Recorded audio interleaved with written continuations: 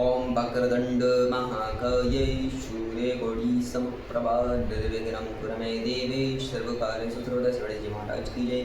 ओम सर्वमंगल मंगल्ये शिवे सर्वार्थ साधिके शरणत्र्यंबके गौरी नारायणी नमोस्तुते श्रीहरि श्रीमद्देवी भागवत तमेव तजावदा तमेव तमेव सर्वं देव देव। ओम नमः चंडिकाय श्री दुर्गा देव्यै नमः। देवी भागवत के महात्म्य प्रसंग में जाम्बन के यहाँ से श्री कृष्ण की मणि प्राप्त करने तथा जाम्बवती से विवाह करके द्वारका लौटने की कथा। किसी ने पूछा, महाबुद्धिमान सूर्य जी, माँ बाप वसुदेव ने कैसे पुत्र प्राप्त किया? भगवान श्री कृष्ण ने परिभ्रमण करके कृष्ण को कहाँ खोजा और क्यों खोजा? श्रीमद्देवी भागवत की यह कथा वसुदेव जी ने किस विधि से सुनी और उसके कौन भक्ता हुए, ये बताने की कृपा कीजिए। सूर्य जी बोले, भोजवंशी राजा शतराजित द्वारका में सुखपूर्व रहते थे। उनके द्वारा सदा सूर्य का आराधन हुआ करता था। भगवान सूर्य ने शतराजित की भक्ति से परम प्रसन्न होकर उन्हें अपने लोक का दर्शन कराया। साथ ही उन्हें एक स्यमंतक नाम मणि दी। शतराजित उस मणि को गले में धारण कर द्वारका आए। वह मणि अत्यंत चमकीली थी। उसे देखकर पूर्ववासियों ने समझा कि सूर्य नारायण है। अतः सुधर्मा सभा में बैठे हुए भगवान श्री कृष्ण के प्रजा घर में उनसे कहने लगे, जगत प्रभु, ये सूर्य नारायण आ रहे हैं। उनकी बात सुनकर भगवान श्री कृष्ण के मुख में मुस्कान छा गई। वे बोले, अरे बालको, ये सूर्य नहीं है, ये तो स्यमंतक मणि धारण कर शतराजित आ रहे हैं। मणि के कारण इनकी ज्योति फैल रही है। सूर्य ने इन्हें ये मणि दी है। तदनंतर शतराजित ने ब्राह्मणों को बुलाकर उनसे स्तुतिवाचन कराया, मणि की पूजा की और उस मणि को अपने भवन में स्थापित कर दिया। प्रतिदिन 8 बार सुवर्ण देने वाली वह मणि जहाँ रहती थी, वहाँ महामारी, दुर्भिक्ष एवं अन्य उत्पाद संबंधी भय कभी नहीं रह सकते थे। शतराजित के एक भाई थे, उनका नाम प्रसेन था। एक बार वे उस मणि को गले में धारण कर घोड़े पर सवार हुए और शिकार खेलने के लिए वन को चल पड़े। उन्हें सिंह ने देखा और घोड़े से मारकर मणि ले ली। ऋषराज जाम्बवन बड़ा बली था।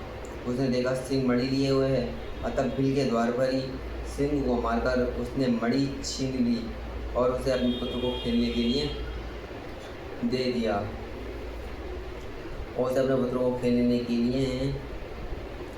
बच्चा भी उस चमकीली मणि को लेकर खेलने लगा। कुछ समय बाद जब प्रसेन नहीं लौटे, तब शतराजित को महान दुख हुआ और कहा, पता नहीं किसे मणि पाने की इच्छा हो गई, जिसके हाथों प्रसेन काल का ग्रास बन गया। फिर तो जन समाज के मुख से द्वारका में इस प्रकार की वदंती फैल गई कि हो न हो श्री कृष्ण ने प्रसेन को मार डाला है, क्योंकि मणि में उनकी आसक्ति हो गई थी। ये बात भगवान श्री कृष्ण के कानों में भी पड़ी। तब अपने ऊपर लगे हुए इस कलंक को दूर करने के लिए उन्होंने कुछ प्रवासियों को साथ लेकर यात्रा आरंभ कर दी। वे वन में पहुँचे। सिंह द्वारा मारे हुए प्रसेन को देखा। रक्त से चिन्हित मार्ग को पकड़कर सिंह को खोजते हुए वे आगे बढ़े। एक बिल के द्वार पर मरा हुआ सिंह दिखाई पड़ा। तब कृपा परवश हो गए पूर्ववासियों से कहने लगे, तुम लोग मेरी लौटने तक यहीं रहना। मणि लेने वाले का पता लगाने के लिए मैं इस बिल के अंदर जा रहा हूँ। बहुत अच्छा किया। पूर्ववासी वहीं ठहर गए। भगवान श्री कृष्ण बिल के भीतर वहाँ गए जहाँ जाम्बन का स्थान था। देखा ऋषराज का बालक मणि हाथ में लिए हुए था। इन्होंने मणि छीनने की चेष्टा की। इतने में धाय ने भयंकर शब्दों में गर्जना आरंभ कर दिया। धाय की चिल्लाहट सुनकर वहाँ तुरंत जाम्बन आ पहुँचा। उसका भगवान श्री कृष्ण के साथ युद्ध आरंभ हो गया। रात दिन लगातार लड़ाई होती रही। दोनों में 27 दिनों तक घोर संग्राम चलता रहा। उधर द्वारकावासी भगवान श्री कृष्ण की प्रतीक्षा में बिल के द्वार पर रुके थे। 12 दिनों तक उन्होंने प्रतीक्षा की। तत्पश्चात डर कर वे अपने अपने घर लौट गए।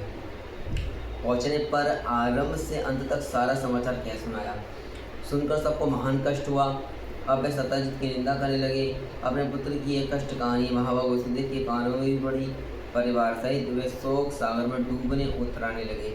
अब मेरा कल्याण कैसे होगा? इस प्रकार की अनेकों चिंताएं उनके मन में उठने लगी।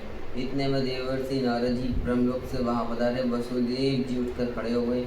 मुनि को प्रणाम किया। उनकी यथोचित पूजा की। नारद जी ने बुद्धिमान वसुदेव जी से कुशल समाचार पूछा। फिर कहा, आप चिंतित क्यों हैं? इसका कारण बताइए। वसुदेव जी ने कहा, मेरा प्रिय पुत्र श्री कृष्ण प्रसेन को खोजने के लिए पूर्ववासियों के साथ वन में गया था। मरे हुए प्रसेन पर उसकी दृष्टि पड़ी।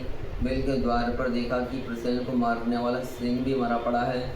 तब प्रवास को द्वार पर ही ठहराकर वह स्वयं अंदर घुस गया। उन्हें बहुत दिन व्यतीत हो गए, अब तक मेरा वह प्राण प्रिय पुत्र नहीं लौटा। इसी से मैं चिंतित हूँ। कोई ऐसा उपाय बताने की कृपा कीजिए जिससे मेरा लड़का शीघ्र वापस आ जाए। नारद जी बोले, यदुश्रेष्ठ, तुम पुत्र प्राप्ति के लिए अंबिका देवी की आराधना करो। उनके आराधन से तुम्हारा शीघ्र कल्याण होगा। वसुदेव जी ने पूछा, देवर से मैं अंबिका देवी कौन है, उनकी क्या महिमा है और कैसे उनका पूजन होता है?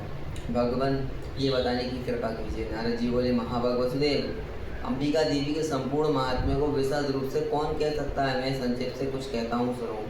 भगवती अंबिका नित्य स्वरूपिणी है, सच्चित और आनंद में उनका स्तुति विग्रह है। वे सर्वोपरि हैं, ये चराचर जगत उनसे ओतप्रोत है। उन्हीं की आराधना के प्रभाव से ब्रह्मा जी इस चराचर जगत की रचना करते हैं। मधुर के तप से भयभीत होने पर पितामह ने देवी की स्तुति की और उस भय से मुक्त हुए। उन्हीं की कृपा से भगवान विष्णु इस जगत का संरक्षण करते हैं। भगवान रुद्र पर उनकी कृपा दृष्टि पड़ी, तभी संसार के संहार में वे सफल हो सके। वे ही संसार बंधन में हेतु हैं, मुक्त कर देना भी उन्हीं का काम है। वे देवी परमा विद्या स्वरूपिणी हैं, संपूर्ण शक्तिशालियों पर भी उनका शासन रहता है। तुम नवरात्र विधि से उन भगवती जगदम्बिका का पूजन करके 9 दिनों में श्रीमती ये भी भागवत पुराण सुनो। उस पुराण के श्रवण करने से शीघ्र ही तुम्हारा पुत्र लौट आएगा। इस पुराण के पढ़ने और सुनने वाले से मुक्ति दूर नहीं रह सकती। इस प्रकार मुनिवर नारद जी के कहने पर वसुदेव जी ने उनके चरणों में माथा झुकाया और अपार प्रसन्नता प्रकट करते हुए वह कहने लगी। वसुदेव जी बोले, भगवान, आपके कहने पर भगवती जगदम्बिका की कृपा प्रसाद से सिद्ध होने वाला अपना पूर्व प्रसंग मुझे याद आ गया। उससे मैं कहता हूँ, सुनिए। पहले की बात है, आकाशवाणी से ये बात जानकर कि देवी की गाढ़ गर्भ से कंस का निधन होगा, पापी कंस ने भय के कारण मुझे सभा में ही घेर लिया। अपनी स्त्री देवी के साथ मुझे कारागार की हवा खानी पड़ी। जो ही बच्चे पैदा होते दुरात्मा कंस उन्हें मार डालता था। कंस के हाथों मेरे 6 बालकों की मृत्यु हो जाने पर देवी की कांताकरण में शोक का सागर उमड़ पड़ा। अब वह कल्याणी रात दिन चिंता करने लगी। तब मैंने मुनिवर गर्ग जी को बुलाकर उनके चरणों में मस्तक झुकाया, पूजा की, अनुनय विनय किया और पुत्र की इच्छा प्रकट करते हुए देवी की कष्ट कथा उन्हें कह सुनाई। मैंने कहा, भगवान, आप करुणा के सागर हैं। यादवों ने आपसे दीक्षा पाई है, मुझे आप दीर्घजीवी पुत्र प्राप्त होने का साधन बताने की कृपा करें। तब दयानिधि गर्ग जी प्रसन्न होकर मुझसे कहने लगी। गर्ग जी बोले, महाभाग वसुदेव, दीर्घजीवी पुत्र प्राप्त होने का उपाय बताता हूँ, सुनो। भगवती दुर्गा भक्तों का दुख दूर करने वाली है और कल्याण स्वरूपिणी है। तुम उन्हीं की आराधना करो, उनकी कृपा से तुम्हारा तुरंत कल्याण हो जाएगा, क्योंकि उनकी उपासना से अखिल जनों के समस्त मनोरथ पूर्ण हो जाते हैं।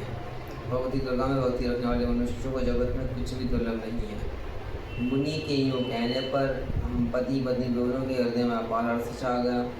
मैंने अत्यंत भक्तिपूर्वक उनको प्रणाम किया और हाथ जोड़कर कहा, भगवान, आप परम दयालु हैं। यदि मुझ पर आपकी कृपा हो तो मथुरापुरी में रहकर ही आप मेरे लिए भगवती जगदम्बिका की आराधना आरंभ कर दीजिए। महामती, मैं कंस के यहाँ बंदी बना हूँ। इस समय मुझसे कुछ भी होने की संभावना नहीं दिखती, अतः आप ही इस दुखरूपी दुस्तर सागर से उद्धार करने की कृपा कीजिए। इस प्रकार मेरे कहने पर मुनिवर गर्ग जी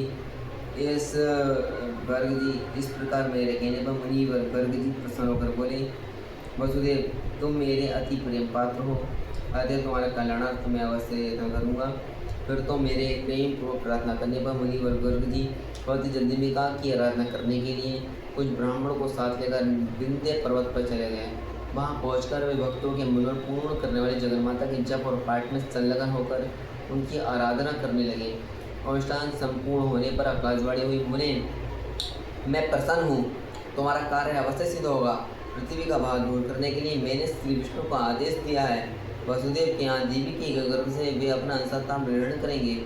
उनके प्रकट होते ही वसुदेव जी कंस के डर से उन्हें लेकर गोकुल में नंद जी के घर पहुँचा देंगे।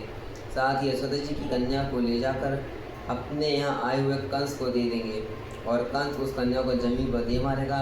इतने में ही वह कन्या कंस के हाथ से छूट जाएगी, उसका अत्यंत मनोहर रूप हो जाएगा। मेरा ही अंश रूप बगैर ग्रहण करके वह विंध्यगिरि पर जाकर जगत के कल्याण में संलग्न हो जाएगी।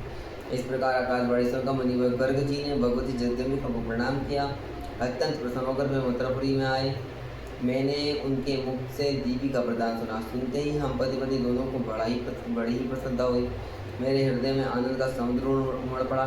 तभी से बहुत ही देविका का उत्तम महात्म्य मैं जानता था।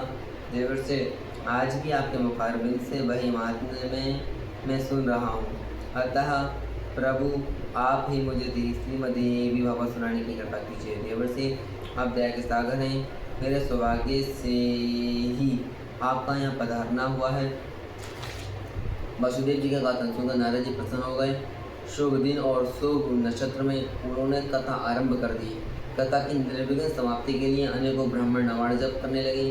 कुछ ब्राह्मणों मार्कंडेय प्रणोक्त दुर्गा सप्तशती का पाठ प्रारंभ कर दिया। नारद जी ने प्रथम स्कंद से कथा आरंभ की। वसुदेव जी भक्ति पूर्वक सुनते रहे। नवे दिन कथा प्रसंग समाप्त हुआ। महाभाग वसुदेव जी ने प्रसन्न होकर पुस्तक और कथावाची की यथोचित पूजा की। उस समय भगवान श्री कृष्ण का जाम्बन के साथ बिल में युद्ध चल रहा था। पश्चात भगवान श्री कृष्ण के मुष्टि प्रहार से जाम्बन घायल हो गया। उसकी देह रक्त से सन गई। फिर जब चेत हुआ तब उसने भगवान श्री कृष्ण के चरणों में मस्तक झुकाया और अपार श्रद्धा प्रकट करता हुआ वह हमसे अपना अपराध क्षमा कराने लगा। उसने कहा, भगवान मैं आपको जान गया। आप ही राघवेंद्र भगवान श्री राम हैं। आपके क्रोध से समुद्र क्षुब्ध हो उठा था। लंका चौपट हो गई और सब परिवार रावण का राज बन गया। भगवान वे ही आप अब श्री कृष्ण रूप से पधारे हैं। मेरी उद्दंडता क्षमा करें।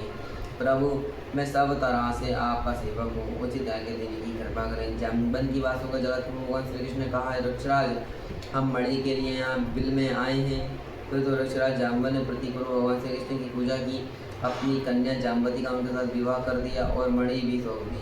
तब श्री कृष्ण ने जाम्बती को पत्नी रूप में स्वीकार करके मणि गले में धारण कर ली और जाम्बन से विदा लेकर वे द्वारका के लिए प्रस्थित हो गए। उसी दिन देवी भागवत की कथा समाप्त हुई। उदार बुद्धि वसुदेव जी ने ब्राह्मणों को भोजन कराकर उन्हें दक्षिणा से प्रसन्न किया। वे ब्राह्मण आशीर्वाद दे रहे थे कि उसी समय भगवान श्री कृष्ण मणि धारण किए हुए सपत्नीक